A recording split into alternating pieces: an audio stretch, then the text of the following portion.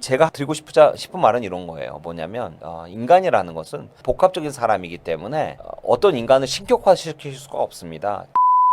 오늘은 사실 여러분들하고 진중하고 좀 무거운 주제로 이야기해 볼까 합니다. 국민들이 바라보는 보수 정권, 보수 세력에 대한 평가는 생각보다 박합니다. 그렇기 때문에 우리가 집권을 하려면 보수 우파 집권의 가능성뿐만이 아니라 정권을 잘 운영할 수 있을 것이냐, 국민들의 삶을 돌볼 수 있을 것이냐라는 질문에 대한 답이 되고 국민들한테 신뢰를 줘야 되거든요. 그래서 그런 부분들을 한번 이야기해 보고자 합니다. 일단 우리가 한번 역사를 거슬러 올라가 봅시다. 보수 정권에 대해서 이야기를 드리려면 역사를 거슬러서 우리가 이야기를 해봐야 되는데요. 먼저 우리 박근혜 대통령과 이명박 대통령으로 거슬러 올라가야 됩니다. 거기서부터 우리가 시작하는 게 맞아요. 박근혜 대통령님은 왜 몰락했는가? 왜 탄핵을 당했는가? 물론 좌파의 선동이 있긴 했지만 그 전에도 선동이 없었겠습니까? 그 전엔 다 막아냈었잖아요, 우리가. 그러면 왜 박근혜 대통령님은 좌파의 선동에 무너졌을까? 물론 이제 단순하게 뭐 이야기를 하면은 조선일보와 박근혜 대통령께서 이제 갈라서게 된 배경, 그러니까 우병우 수석이 조선일보의 청탁, 여러 가지 자기 친구 디모 그룹 회장을 석방을 요청을 했는데 사면이 받아들여지지 않자 조선일보가 돌아섰고, 그로 인해서 대우조선해양에서 로비를 받고 있던 조선일보의 주필이 공격을 당하면서 조선일보와 박근혜 정권은 되돌아설 수 없을 만큼 강력하게 서로 다른 길을 가게 되죠. 그리고 그때 일어났던 일들 중에 중요한 또 사건이 뭡니까? 중국을 견제하기 위해서 사드를 배치했었죠. 롯데가 갖고 있던 골프장에 사드 배치를 통해서 중국과 관계가 멀어지면서 중국이 박근혜 정권을 흔들고 박근혜 정권을 몰락시키고 싶어하는 기획을 하게 됐다고 저는 생각합니다. 그래서 중국, 조선일보, 그리고 한국에 거주하는 수많은 중국 사람들, 우리나라에 대략적으로 수십만 명의 중국인들이 있지만 중국 공산당이 원하면은 촛불 집회에 가동할 수 있는 인원이 수만 명이 된다고 해요. 저희가 파악한 바에 따르면. 그러면 이제 좌파들이 선동을 해서 데모를 할 때 민노총과 중국인들 등이 이제 나와가지고 전국을 혼란으로 빠뜨리고 정권을 몰락시키는 유대 관계를 맺게 되는 것이죠. 그러면 박근혜 대통령이 몰락하게 되는 것은 일단 첫 번째로는 이제 외부 영향이 있겠습니다만은 내부에 대해서도 우리가 한번 평가를 해볼 필요가 있어요. 우리의 체질이 급속하게 약화된 것은 박근혜 대통령 시절에 있던 권력 구조, 내부 권력 구조에도 기인한다고 생각합니다. 그때 우리가 처음으로 당원 당규를 바꾸면서 냈던 복지 정책들, 그리고 김종인 위원장이 넣었던 수많은 좌파적인 이념 정책들이 우파 당원 당규에 들어왔고, 그것이 설파되면서 우파는 좌파와 다른 것이 없다. 도대체 진보와 보수가 뭐가 다르냐? 안보 외에는, 한미동맹이냐 친중이냐 외에는 전혀 다를 바 없는, 근데 심지어 민주당 쪽에서도 좌파들도 한미동맹이 중요하다고 이야기는 하지 않습니까? 그렇기 때문에 전반적으로 우파와 좌파의 이념적인 노선에서 구분할 수 있는 게 없어진 것이죠. 특히 경제정책에서는 그 구분점이 완전히 없어져 버렸고, 그렇기 때문에 우리가 선거에서 이기는 것이 점점 힘들어지는 것입니다. 그러면은 우리 우파의 이념색을 약하게 한 것은 김종인 위원장이 넣었던 여러 가지 당원 당규를 개정하면서 넣었던 좌파적인 생각들, 그리고 나중에 심지어 기본소득까지 넣었죠. 그런 게 어떻게 우리 우파의 이념이고 사상이라고 할 수 있습니까? 기본소득이라는 것은 그냥 돈을 나눠주는 것이고,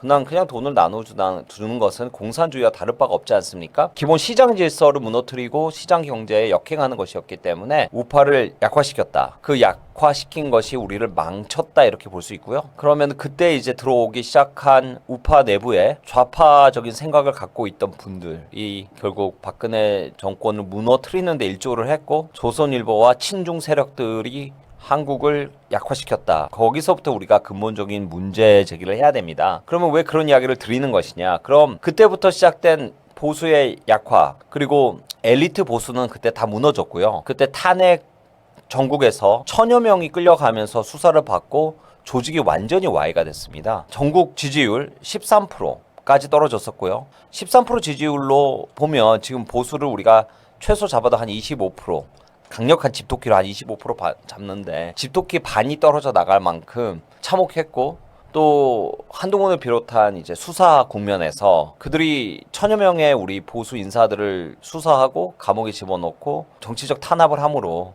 조직들이 거의 다 와해되고 보수라고 이야기하는 것조차 부끄러웠던 시절이 왔었습니다. 그 국면을 지나면서 그 다음 우리 윤석열 대통령 시절로 이제 가보겠습니다. 윤석열 대통령이 집권하게 된 계기를 한번 잘 생각을 한번 해보시죠. 우리가 만약에 정당에서 내부적으로 훌륭한 후보를 자생적으로 낼 수 있었다고 판단을 했다면 굳이 문재인 정권의 검찰총장을 모시고 올 이유가 없었겠죠. 그런데 그때도 우리는 알았던 것이죠. 우리 내부에 있는 후보들만으로는 문재인 정권에서 정권 교체가 쉽지 않을 것이다. 심지어 문재인이 만들어 놓은 그 수많은 재정 파탄 300조 이상을 예산을 낭비를 하고 최저임금을 올리고 그럼으로써 청년들 알바 자리들을 없애고 또 공무원 숫자를 늘려가지고 정부 예산을 지금까지도 방만하게 쓰게 만들고 그다음에 부동산 값을 어마어마하게 올려가지고 서민들의 주거 환경을 완전히 파탄시켰던 그 문재인 정권마저도 우리가 이길 자신이 없을 만큼 보수는 나약해져 있었습니다. 그래서 그때 우리가 윤석열 검찰총장을 외부에서 영입을 해서 옹립을 함으로써 정권 교체를 하는데 성공을 하죠. 하지만 그것은 우리에게 무엇을 의미를 합니까? 그러니까 제가 저번에 다뤘죠. 윤석열 대통령께서 우리 정당 당에 있는 의원들에 대한 신뢰가 거의 없었고 당과 행정부, 윤석열 정부 간의 유기적인 협력이 원활하게 이루어질 수가 없었고 유기적인 협력이 이루어질 수가 없기 때문에 공무원에게 의존해서 정부를 운영할 수밖에 없었고 정무적인 능력이 떨어지는 공무원들은 정치가 뭔지 모르기 때문에 정치 현안을 다룰 능력이 안 됐기 때문에 결국은 지지율은 곤두박질 쳤고 파탄적인 형태로 끝날 수밖에 없었습니다. 물론 훌륭한 대통령이시고 여러 가지 보수적인 생각도 갖고 계시지만 우리 역사적으로 있었던 사건들은 사실 논의해 봐야 돼요. 낮에는 보수 인사들을 만나고 밤에는 양정철과 박영선이죠. 박영선과 같이 술을 드시면서 전국 현안을 논의를 하셨죠. 그러니까 이게 보수적인 이념을 갖고 계시긴 했지만 오랫동안 같이 호흡을 맞춰서 정치를 해오던 분들이 좌파 쪽에도 굉장히 있었기 때문에 그래서 저는 그때 양정철을 비서실장으로 만들고 박영선을 국무총리를 만들겠다고 발표가 된 날 너무 걱정이 커서 원로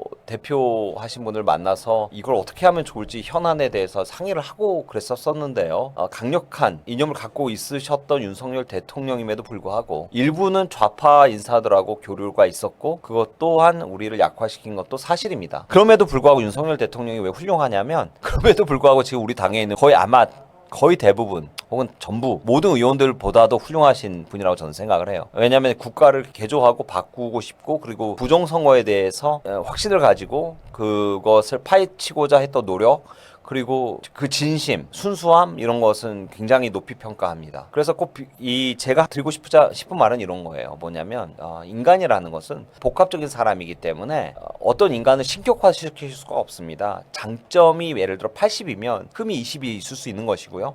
뭐 이재명 같으면 반대겠죠. 80, 90이 뭐 잘못됐고 10 정도 그래도 이런 거는 좀 그래도 그냥 그나마 봐줄만 하네. 이런 거 한 10% 있을 수 있는 거예요. 그래서 인물 평가를 할 때 우리가 다각적으로 평가를 해야 되고요. 다각적으로 평가를 해야만 우리가 무엇을 발전시키고 무엇을 보완을 하고 어떻게 국가를 이끌어갈지에 대해서 생각이 정리가 될 수가 있습니다. 그렇지 않으면 이 사람은 신격적인 존재야. 항상 맞아. 이렇게 생각을 해버리면 자아 비판을 할 수가 없거든요. 우리가 내부적인 비판이 없어지면 발전을 할 수가 없고 그럼 좌파들에 의해서 무너지게 되는 것이죠. 그래서 항상 우리는 더 나은 정부, 더 나은 이념 정당을 만들기 위해서 항상 고민을 해봐야 되고 그것이 우리를 발전시키고 집권할 수 있는 세력으로 만들어준다고 생각을 합니다.